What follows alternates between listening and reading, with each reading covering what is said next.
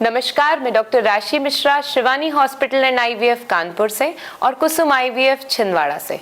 सबसे पहले आज के वीडियो में मैं हमारे सभी व्यूअर्स को थैंक यू बोलना चाहूँगी, क्योंकि उन्हें हमारी अवेयरनेस सीरीज़ के ये वीडियोस बहुत अच्छे लग रहे हैं और वो अपनी जो क्वेरीज हैं उनको क्वेश्चन के फॉर्म में हमें दे रहे हैं और हमें उसका आंसर देने में बहुत ही आनंद महसूस हो रहा है। उन्हीं क्वेश्चंस में से आज एक बहुत ही इम्पॉर्टेंट टॉपिक पे हम बात करने वाले हैं कि जब कोई लेडी पहली बार प्रेगनेंसी होती है उसे और वह 9th मंथ तक पहुंच गई है तो उसके मन में बहुत से क्वेश्चन उठते हैं कि अब उसे कब हॉस्पिटल जाना है, कैसे डिलीवरी के पेन्स आएंगे और कौन से पेन्स सही में हॉस्पिटल या कौन से साइंस ऐसे हैं जब उसे हॉस्पिटल में जाके एडमिशन ले लेना चाहिए। माँ बनना शायद जीवन का एक लेडी के लिए सबसे सुखद एहसास है।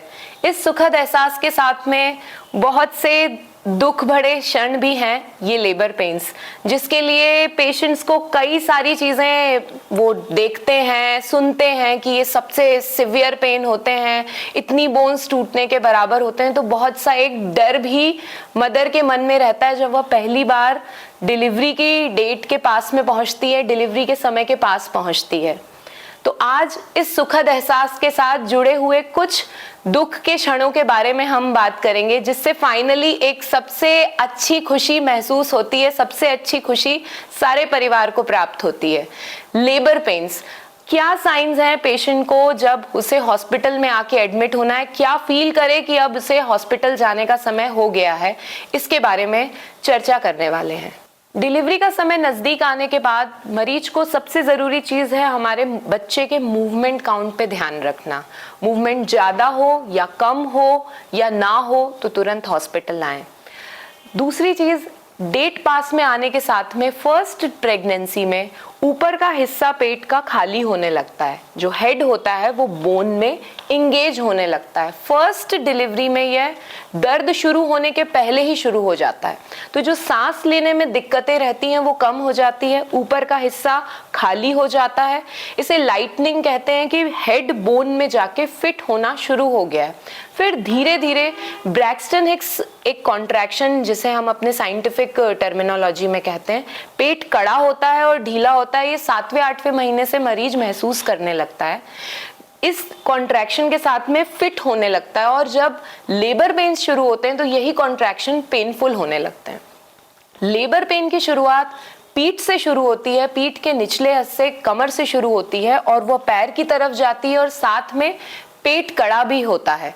यह सीक्वेंशियल होते हैं, जैसे एक बार आया दर्द, फिर कुछ देर के बाद में फिर से आया दर्द, फिर धीरे धीरे करके समय बढ़ने के साथ में प्रोग्रेसिवली ये जल्दी जल्दी आने लगते हैं और ज्यादा देर के लिए रहने लगते हैं।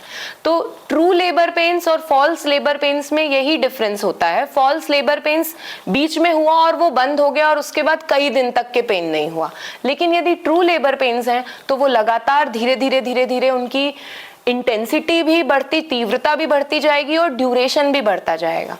साथ में इसके साथ पेट कड़ा होगा और साथ में कुछ विजाइनल डिस्चार्ज भी हो सकता है। नॉर्मली लेबर पेन्स के पहले म्यूकस प्लग का रिलीज होता है। जो बच्चेदानी का मुंह रहता है उसमें एक म्यूकस प्लग टाइप का रहता है, ताकि नीचे से वेजाइना योनि के रास्ते से बच्चे तक कोई इन्फेक्शन ना जाए।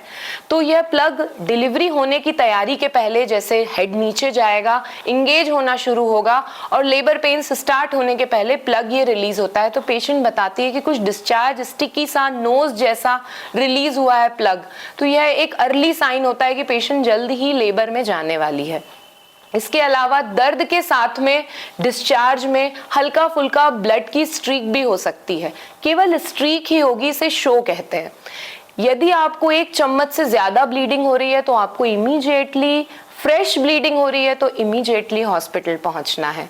दर्द शुरू यदि लगातार रह रहे हैं तो हमें हॉस्पिटल में एडमिशन ले लेना चाहिए, ताकि बच्चे के हार्ट बीट की मॉनिटरिंग हॉस्पिटल में ठीक से हो सके। हेड डाउन होने के साथ में मरीज को बार बार पॉटी आने की फीलिंग होना या थोड़ी भी यूरिन ना रोक पाना, नीचे प्रेशर की फीलिंग होना, ये सारी चीजें होने लगती हैं।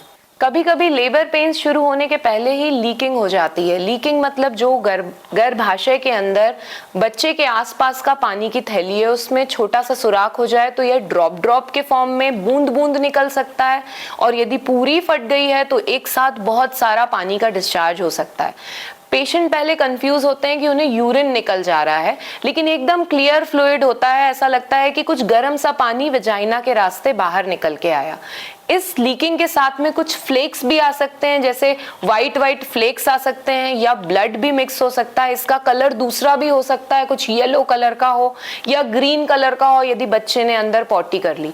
यदि कलर दूसरा आ रहा है या कोई भी वजाइना के रास्ते पानी का डिस्चार्ज हो रहा है तो आपको इमीडिएटली हॉस्पिटल में एडमिट होना है। जैसा कि मैंने बताया कि फॉल्स और ट्रू लेबर पेन्स में पेशेंट डिफरेंशिएट नहीं कर पाती है, स्पेशली जब फर्स्ट डिलीवरी है। तो ये ज़रूरी है जो फॉल्स लेबर पेन्स हैं वो अपने आप ठीक हो जाएंगे। ट्रू लेबर पेन्स कभी बंद नहीं होते हैं अनलेस प्रोग्रेस बंद हो गई है, कि प्रोग्रेस होना ही बंद हो गया है। True labour pains definite time duration के बीच में आएंगे, बार बार रिपीट होंगे, धीरे से इनके बीच की ड्यूरेशन घट जाएगी और दर्द की ड्यूरेशन बढ़ जाएगी। साथ में इसका स्पेसिफिक पाथ है, बैक से शुरू होके पैर की तरफ, पेट की तरफ और नीचे की तरफ प्रेशर लगाएंगे। आपको यदि ऐसी कोई भी परेशानी शुरू होती है जो अब तक मैंने बताई तो आप तुरंत हॉस्पिटल जाके एडमिट होइए, क्योंकि घर में डिले करने से कभी कभी कुछ कॉम्प्लिकेशंस बढ़ जाते हैं। तो बेहतर होगा कि हॉस्पिटल में डॉक्टर की अंडर मॉनिटरिंग लेबर को कंडक्ट कराएं ताकि कोई कॉम्प्लिकेशन ना हो। दूसरी चीज़, यदि आपके इससे संबंधित और कोई भी क्वेश्चन है तो आप ज़रूर चैट बॉक्स में डालिए, और आपकी कोई और टॉपिक्स पे ये चाहते हैं आप कि मैं उनमें अवेयरनेस वीडियोस बना के डालूं तो वो भी डालें ताकि मैं आप तक सही जानकारी पहुंचा सकूं। Thank you so much.